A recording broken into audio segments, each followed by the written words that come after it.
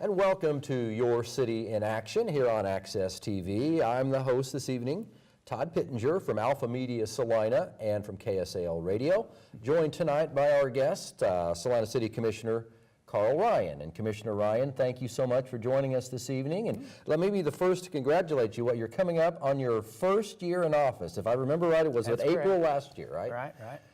Karl Ryan, Salina City Commissioner. Let's talk a little bit about the Ryan name. I was born and raised in Salina. I know you were born and raised in Salina as well. The Ryan name kind of synonymous with Salina, with business in Salina. Talk a little bit about your background.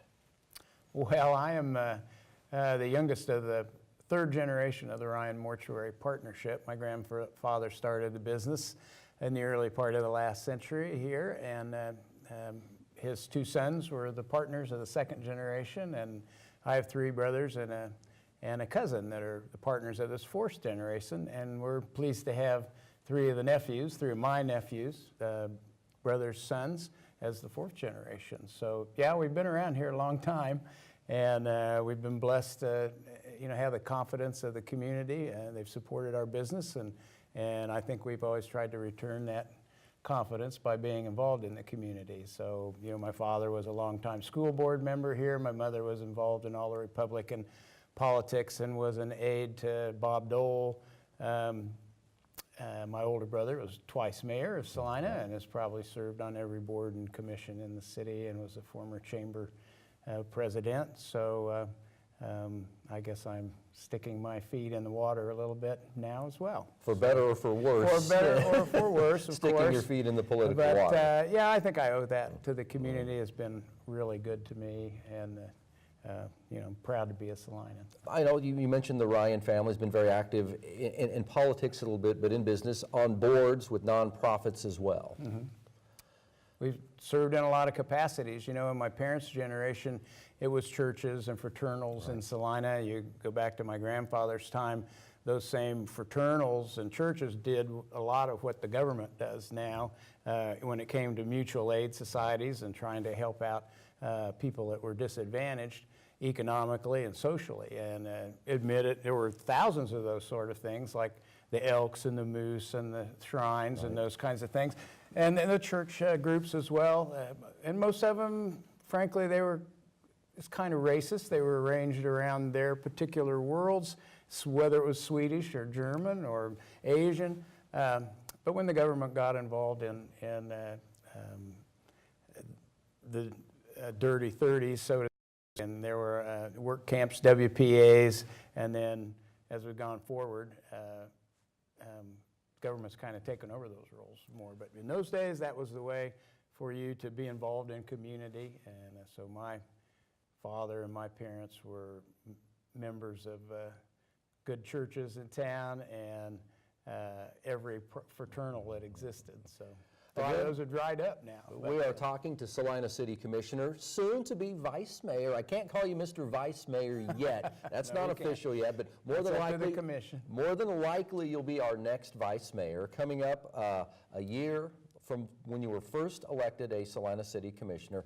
Successful businessman, you're out and about in the community, involved in the community.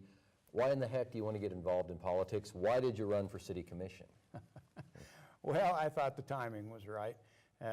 We have, as I said, a number of new partners in the business, and I'm no spring chicken, so... oh, you're not that old. I don't see much gray up there. I'm 62, so, and the younger generation's taken on more of the things that I did. So I've got a little more time available. I didn't realize how much time that the City Commission might take, but I had been on the Planning Commission for 2 terms, so I'm used to the background preparation, at least, that has to be done for all meetings. Haven't been quite prepared for the length of the meetings that our current commission seems to need, but it's all good, and we want to have thorough discussions of all the issues, and so that's been the only upside of it. But we've got a good commission, and I'm proud to be on it. And you've got a good commission with some big dreams right now. Fieldhouse Salina, a big project right now. The revitalization of Salina downtown. Let's talk a little bit about some of the vision of Salina. You guys have some big dreams right now, don't you? Well, I would not say that they're entirely our dreams. Right. The city of Salina is, in my view, a service organization, and Yes. we're there to help the citizens move their projects forward. And we are very fortunate to have Salina people interested in revitalizing our downtown. And they've got a great program for doing that, a workable program. There have been other models near us. Manhattan might be the easiest one to look to. But we're very fortunate that there's that kind of capital on the sideline in Salina, and those people are willing to take the risk with it. So It's a public-private partnership they in call it the the revitalization of downtown Salina. public-private partnership, and the prior commissions were wise enough to see the value in that. And so we're going down that road together. And, been some bumps, but I think it's all going to happen. Some concerns, there were some concerns about financing for the field house working out, but I don't know, sometimes you just get nervous when Right. people Sure. start throwing big numbers around. Absolutely. When you're talking tens of millions of dollars, that's a lot of money. Yeah. So but if you want to win big, you have to risk big. And I have not heard anything in all of the different sessions that we have. There's a number of financing tools Right. available for the field house and all of the improvements that happen downtown.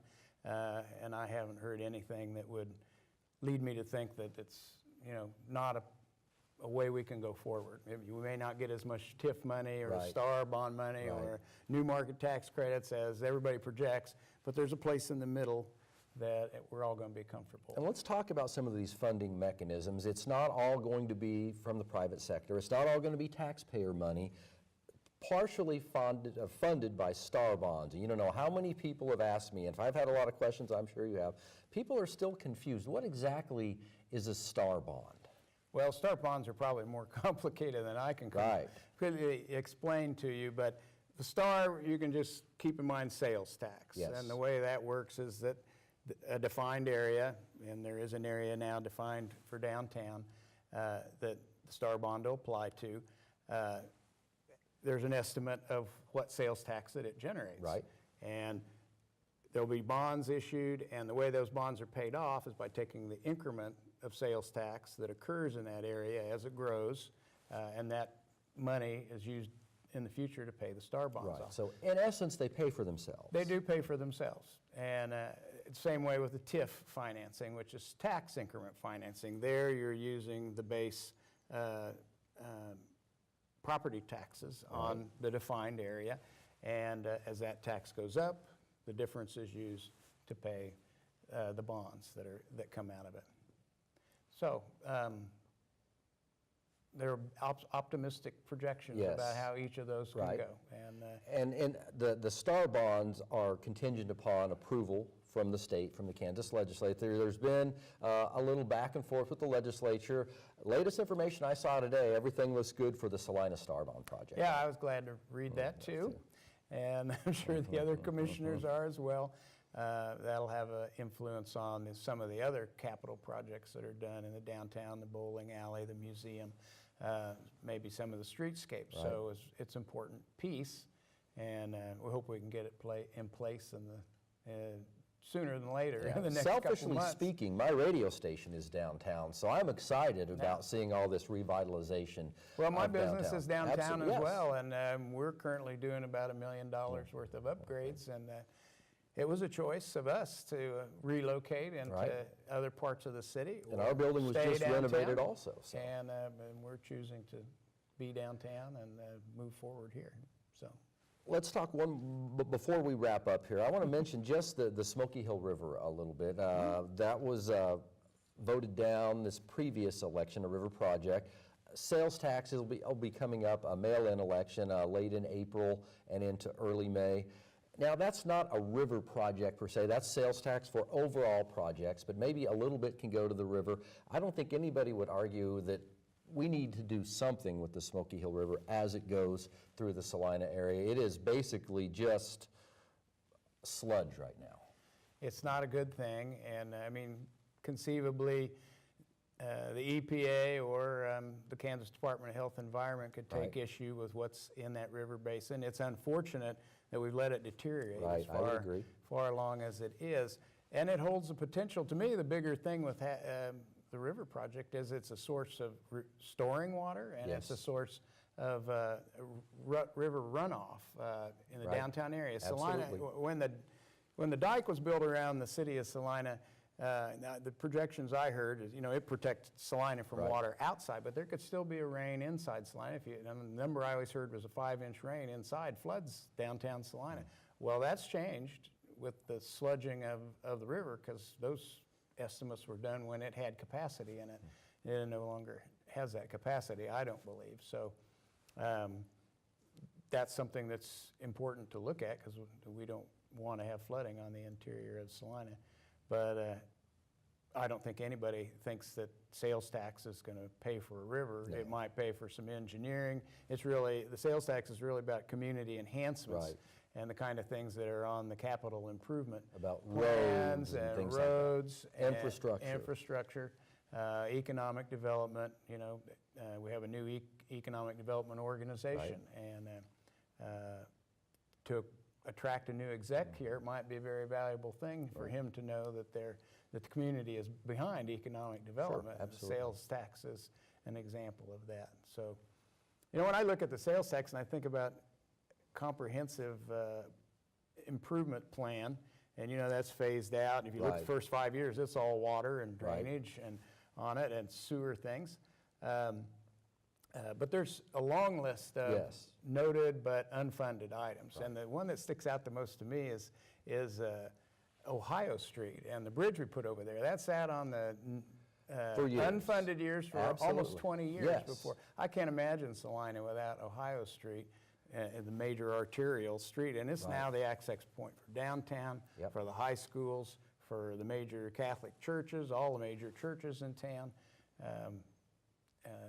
There are a lot of things on the capital improvement projects list that, and that list go to that kind of. And let me throw out there, that list is not a static. That is something that's always changing. I guess fair to say that's a living document. Yeah, that's a good document. Always tweaking and making changes. It's fluid, and it's reviewed every year by the Planning Commission as well as the City Commission. Did move the field house up on it this year when and that wasn't on there before. So yes, it's fluid, and as projects become, one aspect of that is maybe you have state funding or federal funding for things. So there's things that move in and out of it all the time. And there's funding that goes away, fundings you get. I know we've done some bridge work here in Salina, the bridge over by the Salina. Greeley Bridge. Yes, that's got some state People funding were complaining that wasn't getting taken care of, but then there was the possibility of other money helping with that reconstruction, so it got held back a little bit, but it's going to be done now. Absolutely. I think in time for the River Festival. Again, your city in action here on Access TV, talking with Salina City Commissioner Karl Ryan. Look in your crystal ball for me. And there's 5 of those up there. Absolutely. What is the most important thing you think right now? What's at the top of your agenda right now? What is the most important issue that we're facing right now? I know that's a tough question. There's multiple things out there. Well, yeah, you have to look at the timeline a little bit. But in the big picture, I'd look at the downtown renovation, and we need to keep that on track and help it move as fast as possible, because it has so much more potential about affecting the neighborhood, all of the area between downtown and the Bicentennial Center, and all of this area of change as the map shows around the west side of downtown and north of us. If things start to be what they can be in the downtown, it'll affect housing in the entire area. Because Salina has really exploded to the south. This could stimulate more growth in the central and north parts of the community. It can, and it's the kind of thing that would make people consider rehabilitating properties down here. Salina's moved south in a very natural progression, in my opinion. When they built the flood control dike, it pretty much defined what the footprint of Salina was going to be. And it's no mystery that in the boundary maps that we have, it shows that contiguous with development that way. It's just been flooding issues that have been in the way of that growth south. And to the east, you're out of the floodplain. So those are just 2 normal areas for the city to grow. Second big issue in front of Salina, I think, is getting our housing stock up Right. and or improved. And we don't have enough lots to build houses on. You want to build a house in Salina, you've got to have a lot with a street. Right, and a young And family starting out, they want to build their first house, right? And Salina's a middle-class community, and got to take care of those people. If we want to attract young professionals, people that work for the hospital, people that work for the colleges, we're going to have that kind of housing stock for them. And it starts with having a lot with a street in front of it, and right now we have almost none of that. It's unfortunate that the City Commission kind of experimented with the housing and didn't allow special assessment financing in an attempt to get people to go into the interiors of the city and rebuild. That's an experiment that's obviously failed, and so we need to make up some ground now and get. There aren't very many builders in Salina, to tell you the truth, and they're not spring chickens either. And I could, in my crystal ball, see a scenario where there are no builders in Salina, and we're waiting for somebody from out of town to come in here and build for us. And I would hate to think what the city will have to give as incentives to somebody to come in from the outside. So if you build it, they will come, but you may have no one to build it. You may have no one to build it. Right now, we have a fragile building industry. A few developers that are in the position to do plats and start